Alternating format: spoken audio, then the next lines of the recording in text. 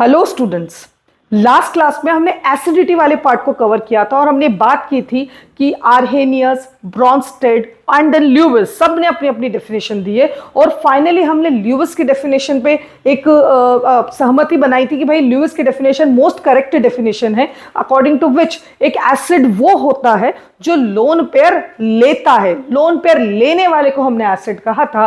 और आज की क्लास में हम बेसिसिटी कवर करने वाले हैं and we are going to discuss कि दोस कंपाउंड जो लोन पेयर देते हैं उनको हम क्या कहते हैं, एक अच्छे base.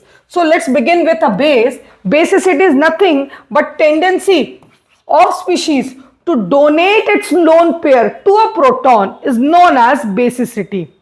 Basicity is directly proportional to Ka. Basicity is inversely proportional to pKb.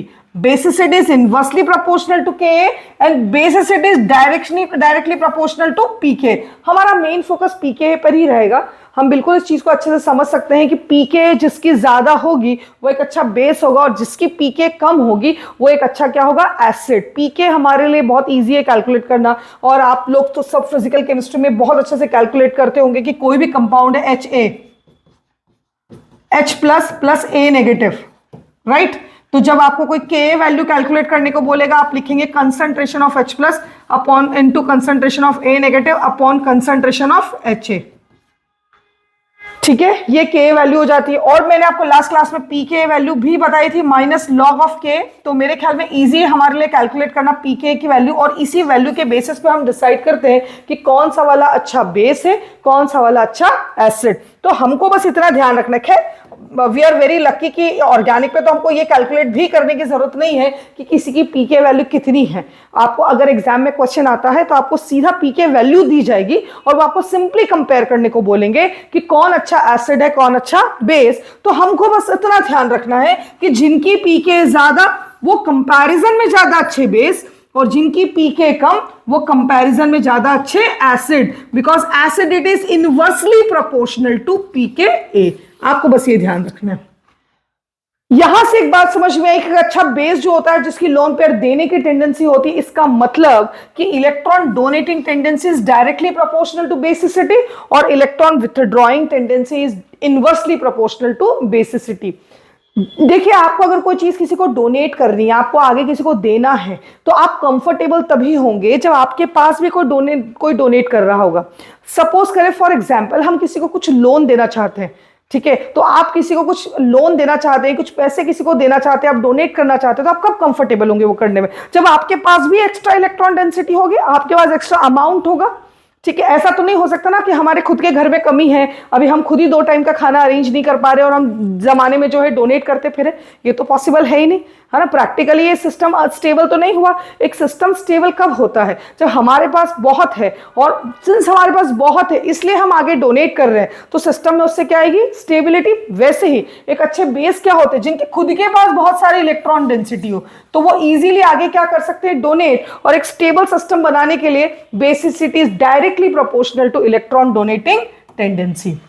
अब इधर हम आते हैं फाइनली बेसिसिटी। अगर किसी लोन पेयर के रिस्पेक्ट में देखें तो उस लोन पेयर पर अगर इलेक्ट्रॉन डोनेटिंग ग्रुप लगा होगा तो उसको भी अपनी लोन पेयर आगे डोनेट करने में क्या होगी, आसानी। इसलिए हम बोलते हैं कि electron donating group on a system is directly proportional to basicity. And on the other hand अगर किसी लोन पेयर पे हमने इलेक्ट्रॉन विथड्रॉइंग ग्रुप लगा दिया, मतलब nitrogen containing a lone pair when directly attached to an atom, जो कि उससे इलेक्ट्रॉन विथड्रॉ कर रहा है, तो क्या नाइट्रोजन अपनी लोन पेयर आसानी से डोनेट कर पाएगा? नहीं, उसको अपनी लोन पेयर डोनेट करने में दिक्कत आएगी। और अगर लोन पेयर डोनेट करने में दिक्कत आ रही है तो बेसिसिटी बाय डिफॉल्ट क्या हो जाएगी बेटा, कम। दैट इज द रीजन कि जब भी इलेक्ट्रॉन विथड्रॉइंग ग्रुप लगा होगा that is inversely proportional to basicity. तो ये तो हो गया आपका इलेक्ट्रॉन डोनेटिंग इलेक्ट्रॉन विथड्रॉइंग से बेसिसिटी का कॉन्सेप्ट। एसिडिटी में हम बोलते हैं अगर इलेक्ट्रॉन डोनेटिंग लगा होगा तो नेगेटिव चार्ज की स्टेबिलिटी कम हो जाती है, इसलिए वो एक खराब एसिड हो जाता है। और एक अच्छा एसिड होने के लिए उसमें क्या लगा होना चाहिए, इलेक्ट्रॉन विथड्रॉइंग ग्रुप। ऐसा हम किस में बोलते हैं बेटा, एसिडिटी में। बेसिसिटी में इलेक्ट्रॉन डोनेटिंग इलेक्ट्रॉन विथड्रॉइंग से तो बोलते ही हैं, साथ ही साथ एक और बहुत इंपॉर्टेंट कॉन्सेप्ट आता है, दैट इज अमीन इन्वर्जन। अब आप बात को समझें, आपके पास एक अमोनिया कंपाउंड दिया हुआ है जिसमें नाइट्रोजन है, तीन एटम लगे हुए हैं और ये ऊपर लोन पेयर लगी, पिरामिडल स्ट्रक्चर, ट्राइपॉड जैसे आप ले लें जिसपे कैमरा रखा जाता है, ठीक है, एक ऐसा स्ट्रक्चर है। लोन पेयर को अगर आप ध्यान से देखें तो वो किसी एक ऑर्बिटल में होती है और इधर वाले ऑर्बिटल में कोई लोन पेयर नहीं है। इधर वाले ऑर्बिटल में 3 हाइड्रोजन है, नीचे की तरफ ये तीनों हाइड्रोजन तो है ही और ये एम्प्टी ऑर्बिटल है और इधर बहुत सारी इलेक्ट्रॉन डेंसिटी है। वो इलेक्ट्रॉन डेंसिटी किधर शिफ्ट होने की कोशिश करेगी? नीचे, क्योंकि नीचे उसको कैसा ऑर्बिटल दिख रहा है? एम्प्टी। और जब वो इलेक्ट्रॉन डेंसिटी नीचे शिफ्ट होने की कोशिश करेगी तो उस इलेक्ट्रॉन के आने से ये बॉन्डिंग इलेक्ट्रॉन क्या फील करेंगे? रिपल्शन। और सिंस ये बॉन्डिंग इलेक्ट्रॉन क्या फील कर रहे हैं? रिपल्शन। बात को समझना, सिंस ये बॉन्डिंग इलेक्ट्रॉन क्या फील कर रहे हैं? रिपल्शन। तो जब लोन पेयर नीचे की तरफ आ रही है तो ये तीनों हाइड्रोजन कैसे हो जाएंगे? ऊपर प्लेन में आ जाएंगे, इस तरीके से सेम प्लेन में। अभी यहां पर आधा लोब इसलिए नहीं दिख रहा था, हमने इसलिए डॉट डॉट ड्रॉ किया था बिकॉज हाइड्रोजन के कारण वो कहीं ना कहीं बीच में फंस गया था। लेकिन जैसे ही वो लोन पेयर नीचे की तरफ आएगी ये हाइड्रोजन कहां हो जाएंगे? प्लेनर। और ये ऊपर नीचे वाले दोनों लोब हमको कैसे दिखने लग जाएंगे? Clear clear. ठीक है, इसको हमने बोला है transition state. This is what बेटा? Transition state. ये वो सिचुएशन है जहां लोन पेयर यहां कहीं फंसी हुई है, वो नीचे आने की कोशिश कर रही है, वो ना ऊपर वाले ऑर्बिटल में है ना नीचे वाले में। In other words lone pair is not counted. इस नाइट्रोजन में लोन पेयर नॉट काउंटेड। और अगर लोन पेयर काउंट नहीं हो रही है क्योंकि दिख ही नहीं रही है, ना वो ऊपर वाले ऑर्बिटल में ना वो नीचे वाले में, तो since lone pair not counted तो इस नाइट्रोजन की कितनी वैलेंसीज है? 3, 1, 2 और 3। And therefore hybridisation of atom becomes sp2। इसलिए उसका हाइब्रिडाइजेशन कितना हो गया? sp2। मतलब एक अमोनिया के केस में आपको ट्रांजिशन स्टेट में इस नाइट्रोजन का हाइब्रिडाइजेशन क्या दिखता है? sp2। ठीक है, अब ये लोन पेयर जब नीचे धीरे धीरे आ रही है और जब ये प्लेनर हो गया बीच में, अब धीरे धीरे करके नीचे जाएगी और जब धीरे धीरे करके नीचे जाएगी तो ये बॉन्डिंग इलेक्ट्रॉन तीनों की तीनों कहां आ जाएंगे? ऊपर। तो नीचे क्या आ गई आपकी? Lone pair. हाइड्रोजन तीनों कहां चले गए? ऊपर। समझ रहे? तो ये ऐसा कंटिन्यूएशन में हो रहा है। लोन पेयर ऊपर से नीचे आती है तो हाइड्रोजन ऊपर चले जाते हैं, लोन पेयर नीचे से ऊपर जाती है तो हाइड्रोजन नीचे आ जाते हैं, फिर ऊपर फिर नीचे, फिर ऊपर फिर नीचे, और ऐसा कंटिन्यूएशन करते रहते, कंटिन्यूअसली करते रहते। और जब ऐसा कंटिन्यूअसली करेंगे तो आप ही बताएं, क्या नाइट्रोजन की लोन पेयर डोनेट करने के लिए अवेलेबल है?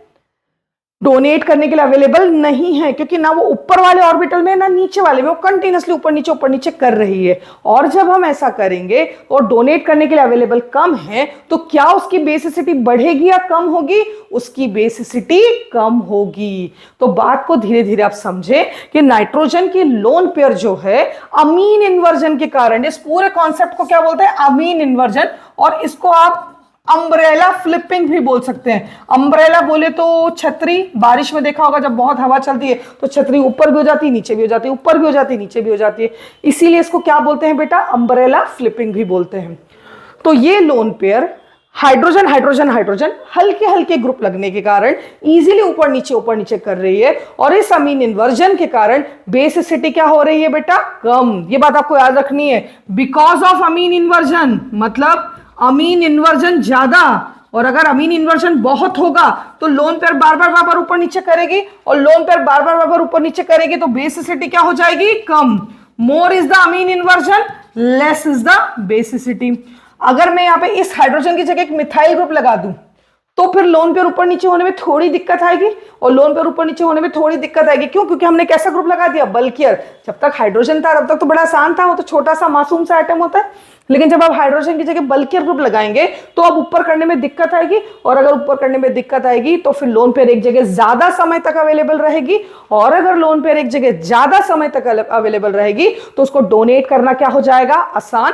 और अगर उसको डोनेट करना आसान हो गया तो बेसिसिटी कंपैरिजन में क्या हो गई? बढ़ गई। अमीन इन्वर्जन ज्यादा, बेसिसिटी कम।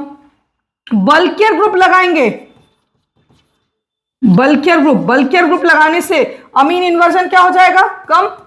अगर बल्कियर ग्रुप लगाया तो अमीन इन्वर्जन क्या हो गया? कम। और अगर अमीन इन्वर्जन कम हो गया तो बेसिसिटी क्या हो गई? ज्यादा। अगर बल्कियर ग्रुप लगाएं तो अमीन इन्वर्जन क्या होगा? कम। और अगर अमीन इन्वर्जन कम हुआ तो बेसिसिटी क्या हो गई? ज्यादा। अब आप समझे थ्योरी थोड़ी सी, और बहुत अच्छे से सुने आप।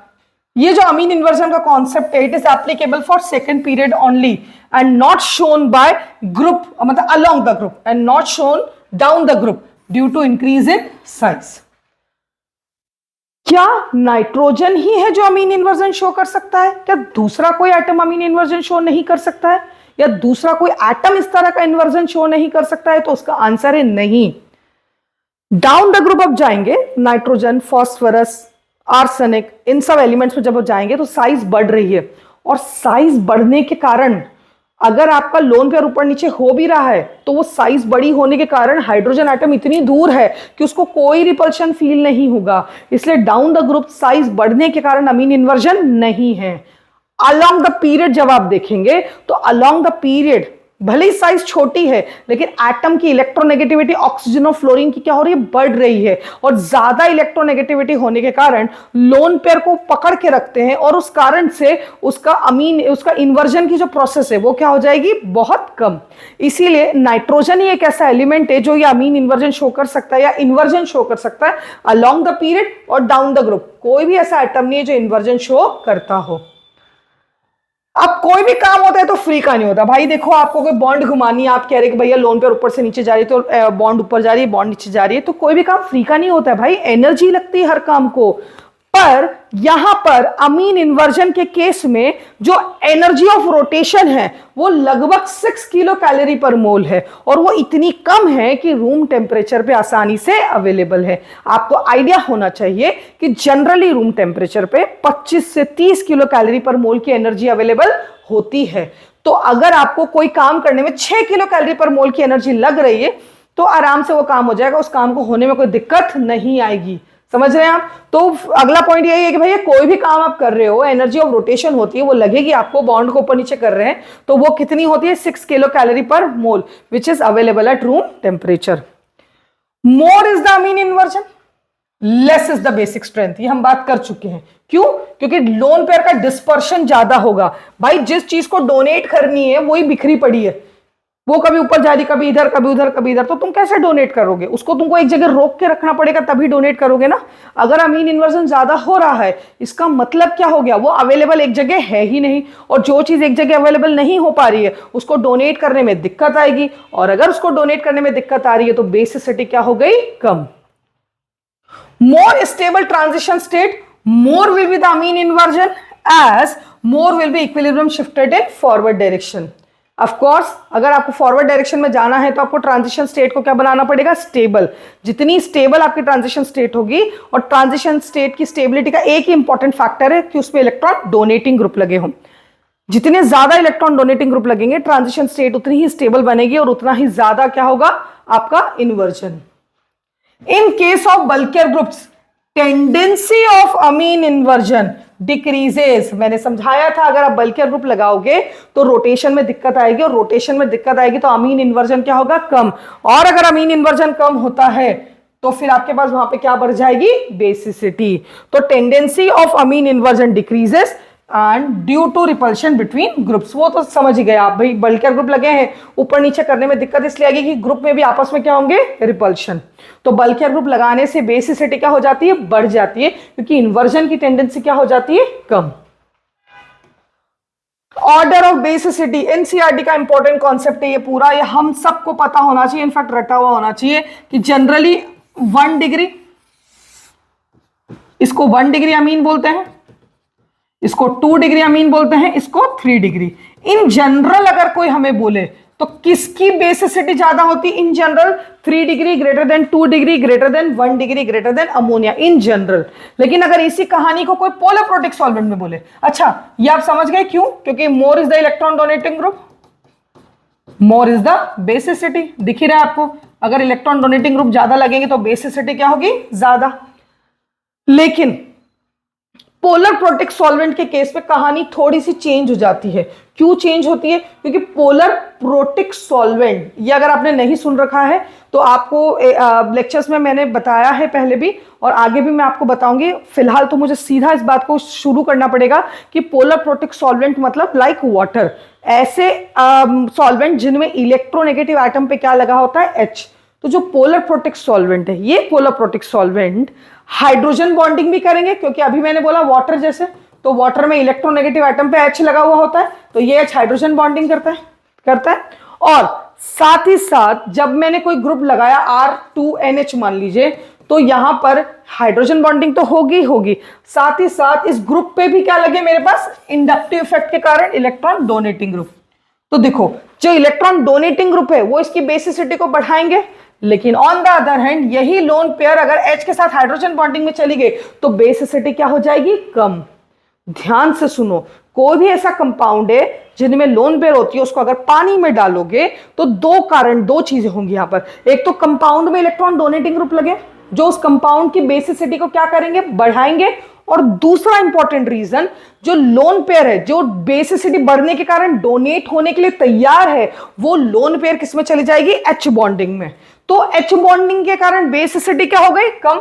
इस H बॉन्डिंग ने बेसिसिटी को क्या कर दिया, कम कर दिया।